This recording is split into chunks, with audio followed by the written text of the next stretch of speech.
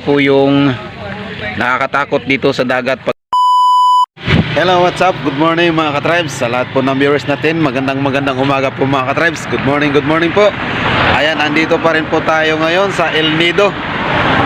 Di tayo nakauwi kasi nga di pa po naubos yung ating souvenir. Ayan, shout out po sa lahat ng viewers natin. Good morning. For today's video mga ka-tribes, ay dahil ngayon lang ako nakatulog dito sa El Nido, gusto kong ipakita yung ating tinulugan dito. Hindi ko to pakita ko lang, pasilip ko lang yung aming tinulugan ngayong gabi or kanina o kagabi pala mga tribes. Yan.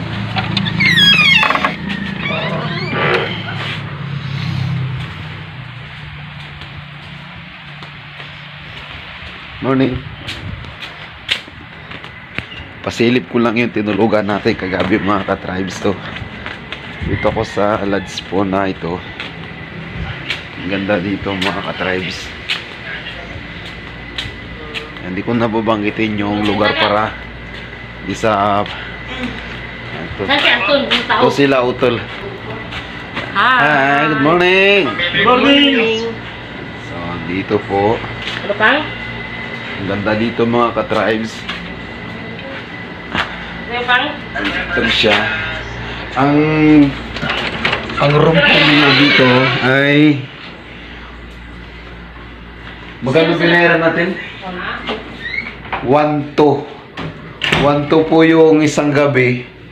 Aircon na po siya. Tapos yan, i-ano ko yung camera. Flip ko. Yan, tulog pa si Bunso. Yan, so may TV na rin siya. So ganito po yung mga mahihigaan mo dito o yung room na yung matulugan. So yan, CR. Ito sa CR. So okay siya mga ka-tribes. Di na ako lugi sa 1-2 na ano dito. So labas tayo mga ka-tribes sa garden. Alas 12. Kaya nauna na kami sa kalsada. Malapit lang siya. Tapos dito sa dagat, dito tayo sa dagat. Silip ko lang to. Sabi hagdan. Yan.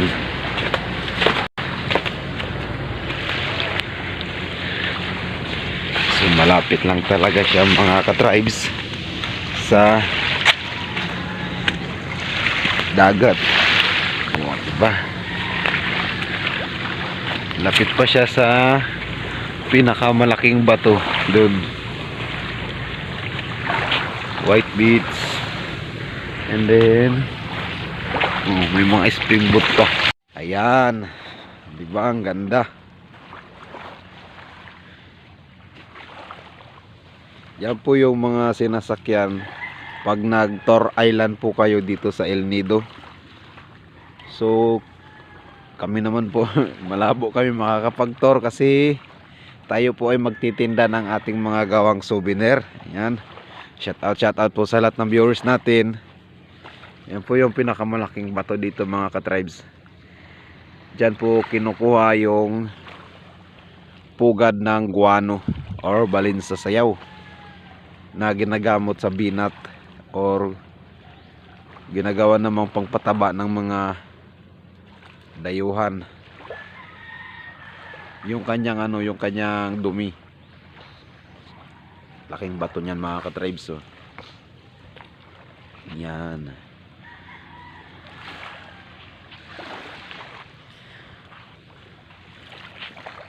So yan mga ka-tribes, ligo na yung dalawa.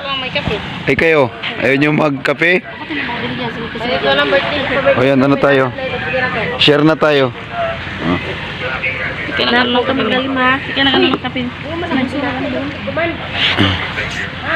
Yan. Ikaw Philip, di ka pa maligo?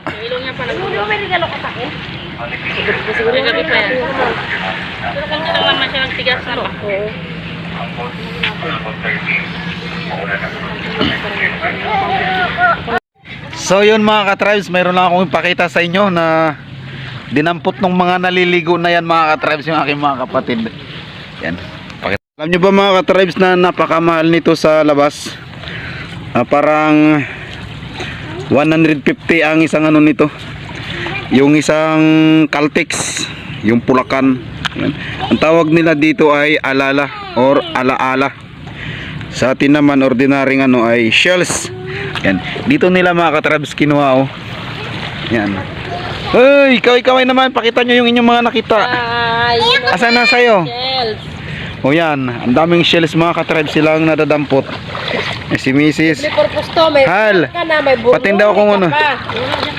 Andiyan kay Philip. Yan.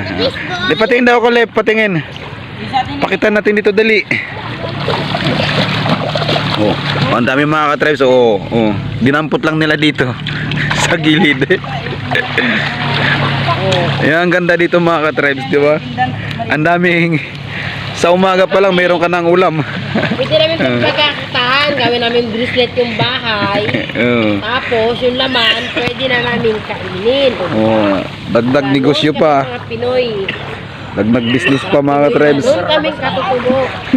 Gagawin daw bracelet yung ano, yung bahayan. Ito na mga ka-tribes na mo. Ang dami na nito oh. Oh. Pwede na to sabawan mga ka-tribes. Salawan lang to ng dahon ng malunggay. O tamo, naglabas na talaga siya. Yan, dami na yan mga ka-tribes. Dito lang yan sa tabi ng hotel. Ang tanong doon mga ka-tribes kung malinis, pero tingin ko malinis naman eh. Dito. Ayan. Salamat. Mga ka-tribes, nakakita si Utol ng salabay. Yan po yung nakakatakot dito sa dagat pagka gantong ano, panahon talaga ng taginit. Meron talagang salabay. Yan. Yan o, jellyfish to. Jellyfish. Yan, huwag mong hahawakan. Ayan. Baka maano ka yan. Ton, baka maano ka ton. So ingat-ingat po tayo mga ka-tribes pagka pumunta sa dagat. Hoy kayo, di pa kayo mag-ahon? Ito lang yung pastabi na wala kami clear. Ayan.